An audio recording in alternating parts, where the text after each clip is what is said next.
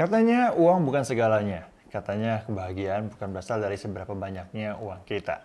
Dan katanya hidup tanpa uang banyak, bisa kok tetap happy. Yang penting punya uang untuk sehari-hari itu sudah cukup.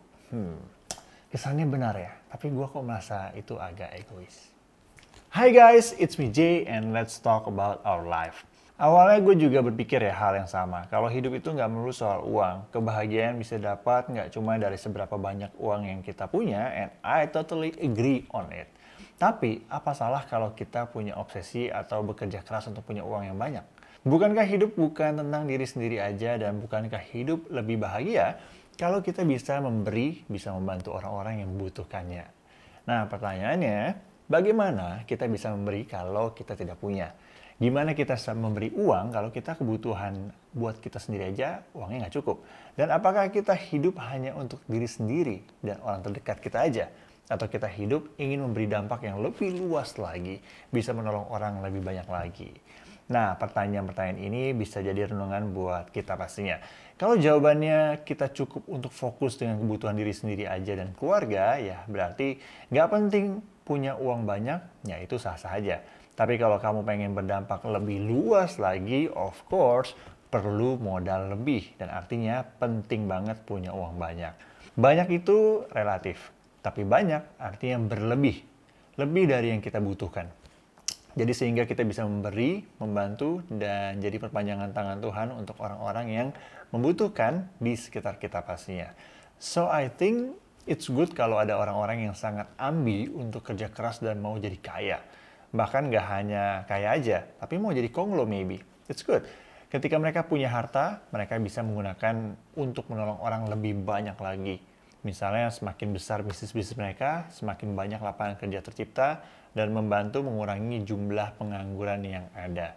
Dan semakin kesini, semakin tua, gue semakin sadar penting banget ya buat kita untuk tidak hanya fokus sama diri sendiri aja.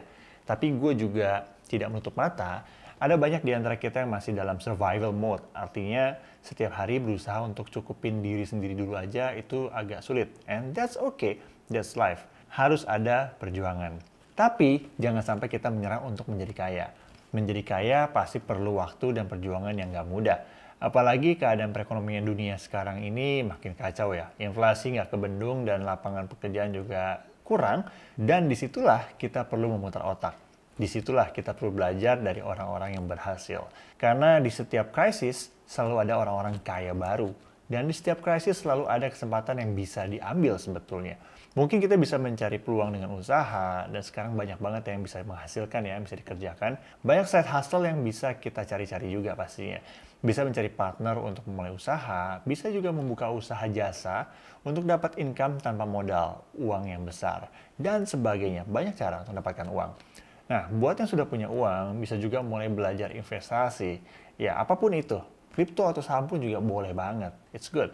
Karena kita harus terus-menerus upgrade dengan perubahan zaman yang ada. Kita harus keep up, dan kita harus kembangkan talenta dan harta yang kita punya juga pastinya. Karena gue percaya, Tuhan gak suka orang-orang yang malas. Tuhan ciptain kita itu untuk jadi orang yang produktif, untuk jadi orang yang berhasil dan sukses juga.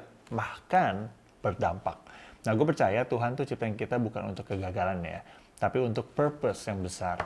Hanya aja untuk mencapai purpose Tuhan ini, untuk bisa terjadi dalam hidup kita, itu perlu ada usaha dari kita juga. Untuk level up our skills, perbanyak knowledge kita, dan juga pasti belajar.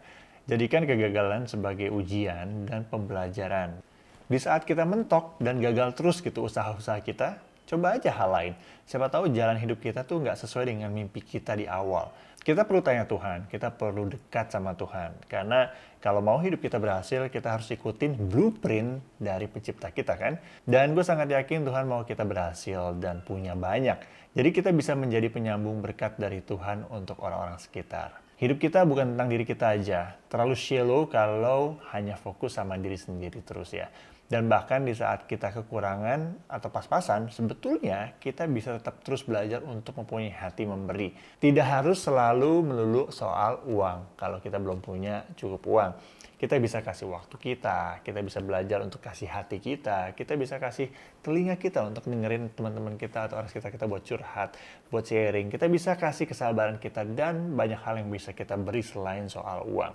Dan satu lagi, Yang gue percaya Tuhan mau memberkati orang-orang yang suka memberi. Kalau kita semakin kaya, tanggung jawab kita juga akan semakin besar.